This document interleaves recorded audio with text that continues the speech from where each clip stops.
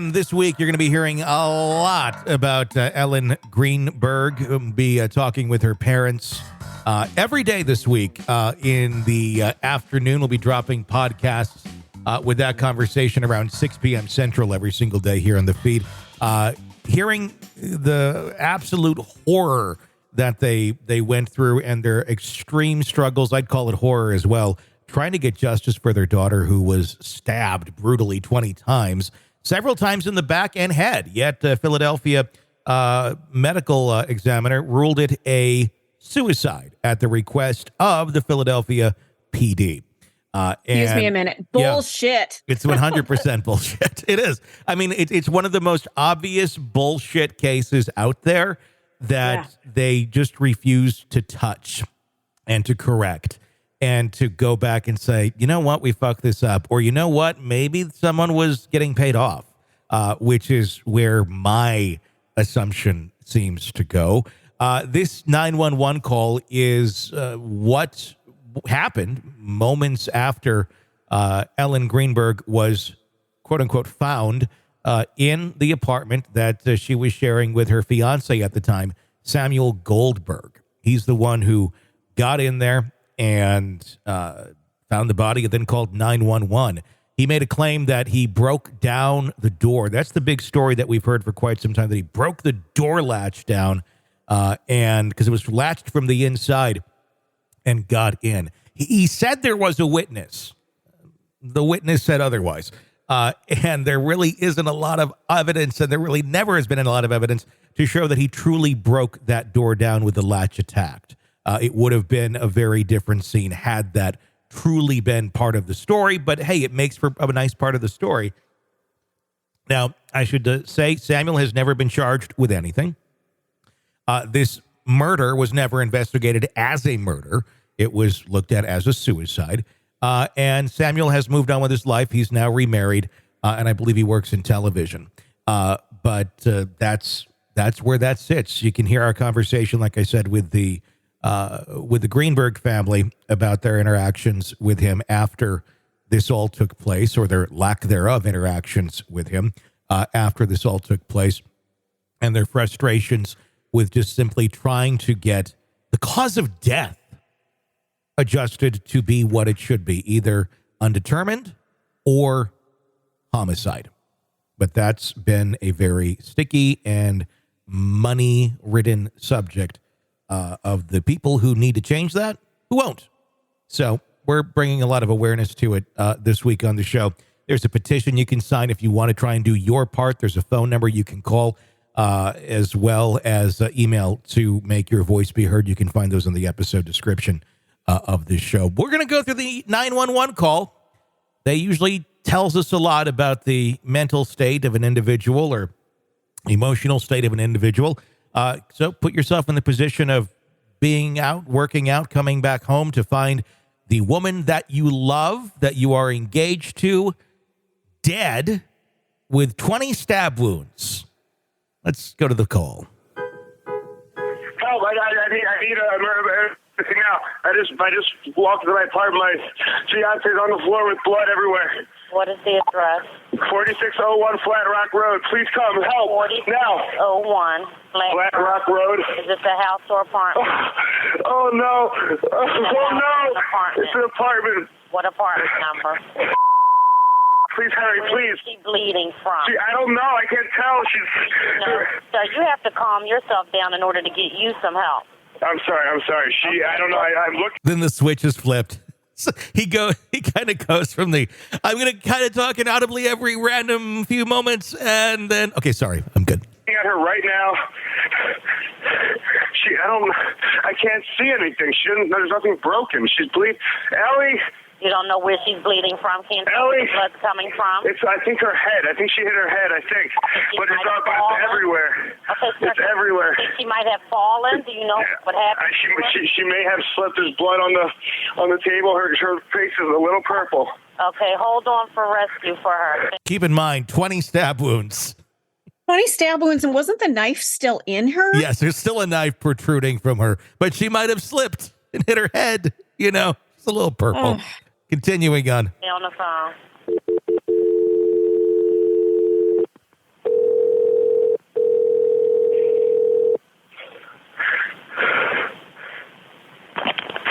Columbia Fire Department 842. What's the address? No, 4601 Flat Rock Road. Please hurry.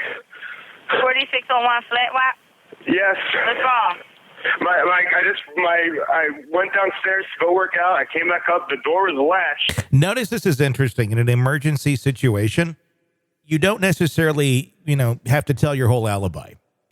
All you need to do is say, my fiance is on the ground, unresponsive, not, I went downstairs to go work out. I came back up. The door was latched. My fiance's inside, like he's doing. So I'm struggling with something because she's on the floor and her face looks a little bit purple. At this point, most people, and I'm doing air quotes, most people would be, what do I do? What should I be doing? What can I do to help her are you on your way? Are you coming? That frantic, oh my God, what do I do? What do I do? And he's telling a story. He's telling a story. And I gotta say, in my opinion, this does not sound all that authentic. No. Now, I'm not saying he's the killer. I'm not, because that would, and he's not being charged with anything. But I'm saying this sounds a little bit detached from the situation. And I mean, that can mean multiple things. It could mean that you're the one who did it and you already know what happened, but you have to play dumb. It could also mean he really didn't give a shit about his fiance and was emotionally detached and just doesn't care. That could be it too. It'd be a really cold, bad thing, but it doesn't necessarily mean he is the killer, but it certainly doesn't look good at all hearing this. Let's continue. My fiance's inside. She wasn't answering, so after about a half hour, I decided to break it down. I see her now just on the floor with blood. She's not responding. Okay, is she breathing? Look at her chest. I need you to calm down, and I need you to look at her chest. It's really. I really don't think she is. Listen to me. Someone's on the way. Look at her chest. Is she flat on her back? She's on her back. So I bring her. Look at her chest and tell me if it's going up and down, up and down. I don't see her moving. Okay. Do you know how to do CPR? I don't. Okay, I can tell you what to do. Okay, until they get there. I want you to keep her flat on her. God. Hello. Yeah, hi, okay. Are you willing to do CPR with me over the phone until they get there? I have to, right? Okay. That right there. What? Wait, what? I have to, right? Oh my God, Tony. No, there's an option. You don't have to. You can just lay there and watch her continue to die, even though she is already dead at this point. I have to, right? Wow, something about this is just really, really weird. It's a staged crime scene, number one. Everybody who's looked at this looks at it as, the way that blood was dripping down her head, it was dripping the wrong way when they found her. There's so much of this where things were set up to look a certain way, but really weren't, including post-mortem stab wounds. Let's continue. To get her flat on her back, bare her chest, okay? You want to rip her shirt off. Okay? You need to kneel down by her side. Oh, my God. Ellie, please. Listen, you can't freak out, sir, because you Okay, I'm trying not to. Her shirt won't come off. It's a zipper.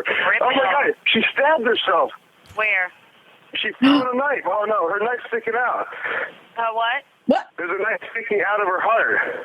Oh, she stabbed herself? I guess so. I don't know where she fell on it. I don't know. Okay, well, don't touch it. Okay, so I just let her down. Here now. I mean, what do I do? No, I mean, you can't. If the knife is in her chest, it's going to be kind of hard for you to do CPR at this time. Oh, no. Oh, my goodness. Okay. Police. Just the demeanor. Oh, Okay. my goodness. Oh, gosh. Oh, shucks. Now, let me put people in this scenario. You walk in, your loved one is on the floor in a pool of blood. You're about to do CPR to see if you can revive them because you see they're not breathing.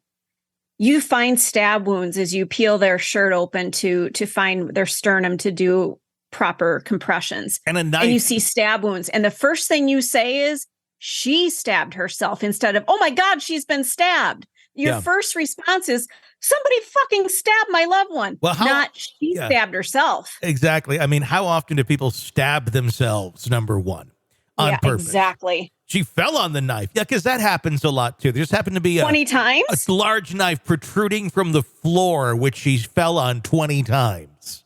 Yeah, that seems, it's, he's in shock. It's, yeah, I don't know. I mean, this guy doesn't sound like he's all that much in shock. It sounds fairly I think if you walk in and see this, your first response is going to be wondering if there's somebody in the house because somebody else had to have done this. Why would you turn it around and say that she did it to herself? Because he's not a good actor. Well, there you go. I mean, or he's just a complete fucking idiot. It's one of the two, either not a good actor or he's just a bumbling moron that comes up with these sort of ideas and says them out loud and sounds extremely incriminating. Keep in mind, never been charged with a single crime, and this is the 911 call.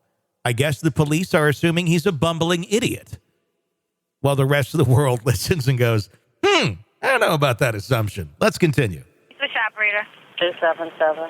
Is someone coming here? Yes, they are. You said 4601 Flat Rock, right? Yes. Okay, someone's on the way. And the knife is still inside? Wait, so what? The knife is still inside of her? Yes, I didn't take it out. Was it her chest or what area did It's in her chest. It looks like it's right in her heart. Well, Okay, someone's on the way out there. How do you know it's right in her heart? Number one. I mean, anywhere in the chest, I guess, could be kind of like your heart. But how did he not see this knife at any point until it was time to do CPR? Why did it take 3 minutes for him to realize there's a knife protruding from the chest of the woman that he's on top of? He's about to do CPR from? What do you mean that's weird? That sounds like foul play or something bizarre? Yeah. Let's continue. Okay, just get Oh my God. How old is she? She's 27. 27. And there's no sign of life at all? I've been turned to her arm. No, please don't be. What? Been turned to her arm and tell me if she responds to pain. Ellie. She's not. Her arm and her hands are still warm. I don't know what that means, but there's blood everywhere. I know, but you can't, and the knife is still inside of her. How far? Can you see how far it went in? It looks pretty deep. Okay. It looks it's a long knife. Don't touch anything. Yeah, don't touch anything. Number one, how does he really know it's a long knife if it's stuck in her? I don't know. God, I didn't even think of that. That's another, it could be a short-bladed knife if it's really deep in her. I don't know how you really know the length of the knife unless it's out. That might be another question to ask. And again, if it's a long knife, how did you not see it? Yeah. I'm not touching anything. I can't believe this, though. So wait, it was just you there with her? We're the only ones here. And she ran in the door, you said latched it shut? No, I went downstairs to work out, and when I came back up, the door was latched. Like it was, it wasn't like it was, it was like locked from the inside, and I'm yelling, so I'm Was your house yelling and broken into? No. So there's no sign of a break-in? No sign of a break-in at all. I mean, there will be when you get here because I had to break the latch, but to get in. Now, wouldn't you want to make it look like a break-in at the very least? Yeah. If you are the murderer, and I'm not saying he is, but I'm just saying if the murderer is around, maybe make it look like a break-in. If you're, it seems like a very bad way of covering something up, or looking like a hero. You broke that latch down, found her dead. I mean, it could be a pity play as well. If we were to play pretend that maybe he could possibly be a murderer, but we don't know that, and he's never been charged with anything. Okay, 4601 Flat Rock, and this is a house, right? It's an apartment. Flat Rock apartment. Okay, that'll help. Oh my God. All right, thank you. And his uncle happens to be a very high-powered attorney with a lot of connections in Philadelphia that, you connect a few dots there if you really want to, and you can go, kind of weird, kind of strange. Oh, and by the way, he showed up at the house the next day and took all of the digital equipment, all the computers, all of the phones. He was not allowed to do that. That's actually technically illegal. It was be stolen property if you're taking it away from the scene. but it was never looked at as a crime scene to begin with, in terms of like a homicide. And then that was finally returned many months later to the family after, chain of custody being broken a gazillion times. And, I'm going to assume a lot of things wiped off of them, but that would have been a great place to find some information. But, attorney uncle just shows up, being the good guy, taking that stuff in, because that's what you do in a situation like that. You take all the electronics from the home. Oh my God. As the attorney, you just do that, because every attorney I talk to, it's always like, let's go to the house and get the electronics while it's an active crime scene. I've never heard of such a thing. It's so... Because it's insane. What? There's a couple of people who need to be charged here, at least looked at. At the very least looked at. At the very least looked at. Wow. Let's continue on. I guess that's the end of it. So there you go. That is the 911 phone call from Ellen Greenberg, about Ellen Greenberg, made by Sam Goldberg, when he allegedly came back from working out and finding her dead in the home. Right. From the very moment I laid eyes on this story, it's sitting in the pit of my stomach. There is nothing about this that makes any sense. And now hearing that 911 call, there's no way that you wouldn't see this knife. There's no way. I don't like the fact that he turned it around and said she stabbed herself. Mm-hmm. Who the fuck says that about a stabbing victim? Yeah. Who says that? And, when I was talking with the parents, Ellen's parents, and like I said, you'll hear that interview all this week here on the podcast in the evening. We drop it around 6 p.m. every day. One of the things that they pointed out about all of this is just how bizarre the circumstance was, and yes, the knife sticking out, and the scene itself looking very set up, if you will. But they're not going after the killer. They're not even. That's not their goal right now. Their goal is simply to have her cause of death be changed to what it rightfully should be, either homicide or undetermined. They're not going after anyone they suspect at this moment in time. They need that changed. That's what their goal is right now. And there's a petition online with the mayor of Philadelphia on change.org. And we have the link for it. It's a very long address, so just find it in the episode description link where you can sign. There's about, as of this recording, almost 160,000 people who signed it. Their goal is 200,000. You can sign it, and they're trying to get this in front of the mayor of Philadelphia and demanding that the case be re-examined.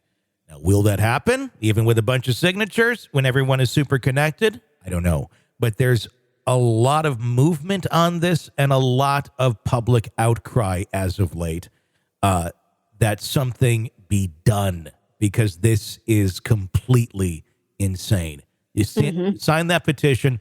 You can call the mayor of Philadelphia at this number, 215-686-2181.